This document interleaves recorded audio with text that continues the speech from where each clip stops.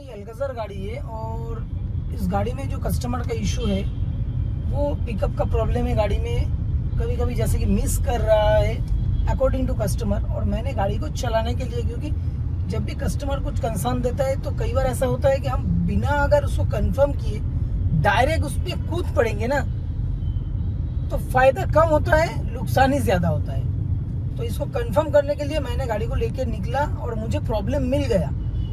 Check engine जो lamp है वो बिल्कुल ब्लिंक कर रहा है अभी मेरे सामने। और अकॉर्डिंग टू कस्टमर, फिर से कह रहा हूँ, ये मैं अपने आप को या किसी को छोटा करने के लिए ये वीडियो रिकॉर्ड ही नहीं कर रहा हूँ। कस्टमर का कहना है कि भाई कुछ दिन पहले ही मैंने XYZ किसी जगह पे लेके गया था, तो वहाँ से चेक करके उनको कुछ कोड मिला और कोड जैसे मिला उनको, उन्होंने थोड़ा बहुत देखा और उसके बाद उसको इरेज करके मुझे छोड़ दिया। तो यहाँ पे देखिए दो तरह से हो सकता है। कई बार ऐसा होता है कि हम जैसा टेक्नीशियन लोग कोड आने से उसको चेक करते हैं, हल्का फुल्का ऊपर ऊपर कुछ मिलता नहीं है तो छोड़ देते हैं, ये भी एक पॉसिबिलिटीज है। और दूसरे जो पॉसिबिलिटीज है वो ये भी होता है कि कस्टमर हड़ी में रहता, मतलब जल्दी में रहता है, तो उनका भी ऐसा रहता है कि भाई कोड आया है तो तुम एक काम करो, अभी अगर मेजर कुछ नहीं है, गाड़ी अगर चलाने में कुछ प्रॉब्लम नहीं होता है तो छोड़ दो। दोनों ही हो सकता है। अब इस गाड़ी में इस केस में एग्जैक्टली क्या हुआ ये मुझे पता नहीं है, तो मेरे हाथ में जब आया है इसका डायग्नोस करेंगे और करके आपके साथ शेयर करेंगे कि इस तरह का केस में, क्योंकि क्रेटा डीजल है और कोई भी डीजल हो, जब भी चेक इंजन लैंप ब्लिंक करे, यहाँ पे एक बार तो मैं दिखाऊँ कि चेक इंजन लैंप कैसे ब्लिंक। और एरिया मेरा इतना भयंकर रहता है हमेशा, इसमें मुझे गाड़ी चला के रिकॉर्ड करना। ये देखिए ये चेक इंजन लैंप जो है ये कांस्टेंट ब्लिंक कर रहा है। तो ऐसा अगर सिचुएशन हो तो उस केस में प्रॉब्लम को थोड़ा सा सीरियसली लेना चाहिए, चाहे गाड़ी पेट्रोल हो या डीजल। जब भी इंजन चेक लैंप ब्लिंक करे तो उसको थोड़ा सा सीरियसली लेना ही चाहिए। और इसीलिए मैंने गाड़ी को टर्न करके अभी वर्कशॉप लेके जा रहा हूँ। अभी वर्कशॉप में आने के बाद सबसे पहले मुझे स्कैनर कनेक्ट करना है और स्कैनर कनेक्ट करके पहले गाड़ी को मैं ऑफ कर देता हूँ। स्कैनर कनेक्ट करके मुझे यहाँ पे जो कोड मिल रहा है, इंजन कंट्रोल, इसमें आया है turbocharger supercharger system under boost active में। और दूसरा एक है कि डिफरेंशियल प्रेशर अबव लिमिट। कुछ दिन पहले मैंने इसी टॉपिक पे एक वीडियो बनाया था कि DPF को कब क्लीन करना है, नहीं करना है, बार बार रीजनरेशन। ये देखिए ये डिफरेंशियल प्रेशर अबव लिमिट, ये कोड अगर आता है तो रीजनरेशन से काम चल जाता है। लेकिन कंटिन्यूअस बार बार अगर आ रहा है तो तब आपको एयर इनटेक लाइन को प्रॉपर चेक करना है, कहीं से कुछ लीकेज तो नहीं है। अब जैसा कि ये स्कैनर में कोड शो कर रहा है कि turbocharger supercharger under boost, that means मेरा जो टर्बोचार्जर गाड़ी में लगा हुआ है वो प्रॉपर प्रेशर बना नहीं पा रहा है। अगर ओवर बूस्ट का कोड आता तब ज्यादा प्रेशर बना रहा है। तो अंडर बूस्ट की केस में जो पॉसिबिलिटीज है, किन किन कारण से ये अंडर बूस्ट का कोड जनरेट होता है। एक तो देखिए अगर जो कनेक्टर लगा हुआ है उसमें प्रॉब्लम है, वो तो अलग बात है, इलेक्ट्रिकल हो गया। और अगर सपोज आपका जो एक्चुएटर, ये टर्बो की एक्चुएटर को टर्बो के ऑपरेट करता है, अगर वो एक्चुएटर प्रॉपर काम ना करे, वो फेलियर हो, तब आपका ये कोड जनरेट होने की चांसेस है। टर्बोचार्जर अगर प्रॉपर घूम नहीं रहा है, वो प्रेशर बनाएगा कैसे? बहुत ज़्यादा शाफ्ट में प्ले हो गया जिसके कारण वो प्रेशर को बना ही नहीं पा रहा है, तो तब भी प्रॉब्लम होगा। शाफ्ट पे टूट गया, मतलब फाइनली टर्बो का प्रॉब्लम। तो एक हो गया आपका, अगर टर्बो एक्चुएटर में प्रॉब्लम है, मैकेनिकल फेलियर। एक होता है इलेक्ट्रिकल फेलियर, दूसरा होता है अगर टर्बो में इंटरनली कुछ भी प्रॉब्लम हो, शाफ्ट टूट जाए या कुछ भी। और तीसरा जो कारण होता है, जिस लाइन से टर्बोचार्जर जो प्रेशर बना रहा है वो फाइनली इनटेक मैनिफोल्ड तक लाने के लिए एक एयर लाइन रहता है, टर्बो से पूरा एकदम इनटेक मैनिफोल्ड तक इंटरकूलर लगा हुआ रहता है जिसमें।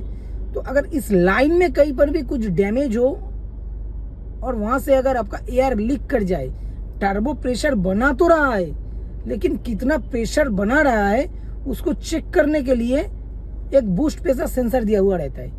और बूस्ट प्रेशर सेंसर की आगे अगर कहीं से भी कुछ लीकेज मिलता है तब हवा वहां से प्रेशर रिलीज हो जाएगा और बूस्ट प्रेशर सेंसर सेंस करेगा कि टर्बोचार्जर जो है वो प्रॉपर काम नहीं कर रहा भाई। बूस्ट प्रेशर सेंसर रिपोर्ट कर देगा ईसीएम को कि भाई तुम्हारा जो टर्बो है वो प्रॉपर काम नहीं कर रहा, टर्बो को देखो। सेंसर ने अभी ईसीएम ने कोड यहाँ पे ऑन कर दिया, जो चेक इंजन लैंप है इसको ऑन कर दिया। अभी हमको यही इंस्पेक्ट करना है कि आखिर फाइनली ये जो तीनों पॉसिबिलिटीज, 3 या 4 मैंने पॉसिबिलिटीज बताया, इनमें से कौन सा इस गाड़ी में हुआ है वो मुझे एक बार चेक कर लेना है। स्टार्ट करो।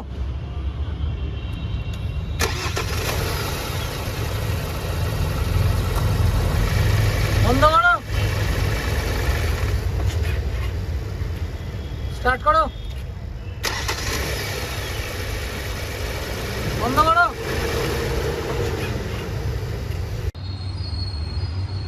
तो ये एक्चुएटर तो प्रॉपर काम कर रहा है।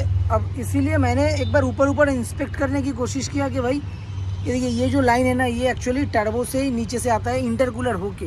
यहाँ पे जो इंटरकूलर लगा हुआ है ये इंटरकूलर होके आ रहा है। और यहाँ पे मुझे जो दिखाई दिया, देखिए इस एरिया पे थोड़ा काला काला जैसा ऑयल। एक काम करो, इसको खोलो तो यहाँ पे मुझे दिखाई दे रहा है कि पूरा ब्लैक जैसा ऑयल लीकेज हुआ है। बाकी एरिया से इस जगह पे थोड़ा ज्यादा ऑयल मतलब गिरा हुआ लग रहा है। ये जो हॉर्स है ना, इसमें एक काम करो, गाड़ी को स्टार्ट करो, देखो तो कहीं से लीकेज हो रहा कि नहीं। ये हवा अगर लीकेज होगा तो पता चल जाएगा। हो सकता है कि इंटरकूलर तो बिल्कुल नया जैसा लग रहा है।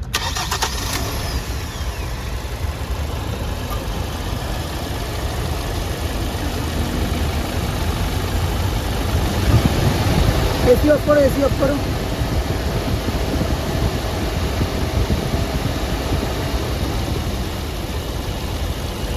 इस एरिया में हमको जैसे लीकेज लग रहा है। हाँ देखिए कहाँ इसको, मुझे पता नहीं चलेगा, होट खोलने होगा।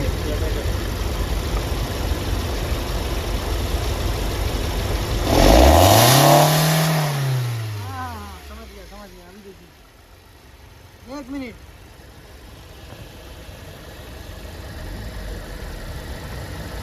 तो मैंने एक कपड़ा लेके यहाँ पे पकड़ा गाड़ी देख चिड़ा भैया। एक्सीलेटर करो।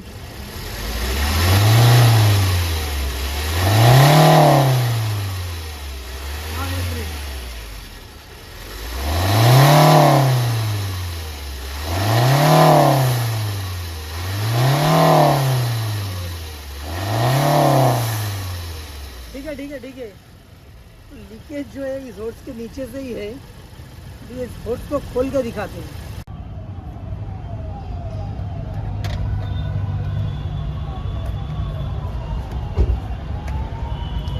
होर्स दिखाओ, ये सारा कालपिट ये है। इसके चलते गाड़ी में ये अंडर बूस्ट का कोड आ रहा है। तो इस होर्स को चेंज करना है। अभी फिलहाल आप चाहें तो इसको एक बार रिपेयर करके भी देख सकते हैं। इसका हाल बहुत ही खराब है। अब जो आपकी मर्ज़ी, इसको रिपेयर करना या चेंज करना, बट प्रॉब्लम मेरे ख्याल से इसी में है। अब दोस्तों मेरे पास ये हॉर्स एक्चुअली अवेलेबल नहीं था, तो इसीलिए मैंने इसको, क्योंकि इस कंडीशन में छोड़ना मतलब गाड़ी के लिए, टर्बो के लिए और साथ साथ डीपीएफ दोनों के लिए ही खतरा, और पिकअप तो नहीं मिलेगा ही। तो इसीलिए मैंने इसको एक देखिए जुगाड़ वाला रिपेयर करके दिया, जो कि बिल्कुल भी रिकमेंडेड प्रोसेस तो नहीं है। लेकिन क्या करें, इसको मैंने एक छोटा सा, जैसा साइकिल दुकान में आप देखे होंगे कि पंचर होने से वो एक तो पट्टी लगा देता है, तो ये पट्टी लगाने के बाद ऊपर से थोड़ा टेपिंग करके दिया ताकि थोड़ा सपोर्ट रहे। बट ये किसी भी तरह से मतलब ऐसा नहीं है कि गारंटेड काम है, बट फिर भी ये इसको फिटिंग करो।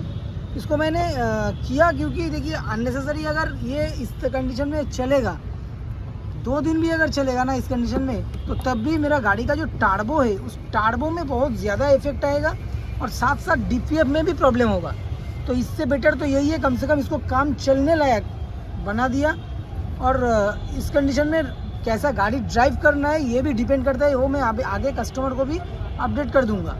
बट पहले तो हमें ये चेक करना है कि हाँ इसको टाइट करो, हाँ इधर प्रॉपर नहीं गया, हाँ ठीक है। तो मुझे ये पहले कंफर्म करना है कि हाँ ये करने के बाद मेरा प्रॉब्लम जो है ये बिल्कुल सॉल्व हो गया। इसको थोड़ा नीचे की तरफ करो, हाँ ऊपर से जैक रहेगा। तो अभी फ़िलहाल इसको फिटिंग कर दिया। एक चीज़ ध्यान रखना है कि ये तो रिपेयर हुआ है, लेकिन ये दोनों भी प्रॉपर टाइट होना ज़रूरी है, नहीं तो जो मतलब लेने के देने पड़ जाएगा। तुम इसको फिटिंग कर दो। अब ये बार बार मैं कह रहा हूँ क्योंकि Hyundai रिकमेंडेड प्रोसेस ऐसा बिल्कुल नहीं है, तो इसीलिए मैंने कैसे इसको रिपेयर किया ये भी नहीं दिखाया। बट कोई गारंटेड वाला काम नहीं है ये हॉर्स आपको चेंज कर देना ही सबसे बेस्ट है। अभी फ़िलहाल जो मैंने किया वो काम चल रहा कि नहीं या फिर चलने लायक हुआ कि नहीं, उसको एक बार गाड़ी रोड टेस्ट करके हम पहले कंफर्म कर लेंगे।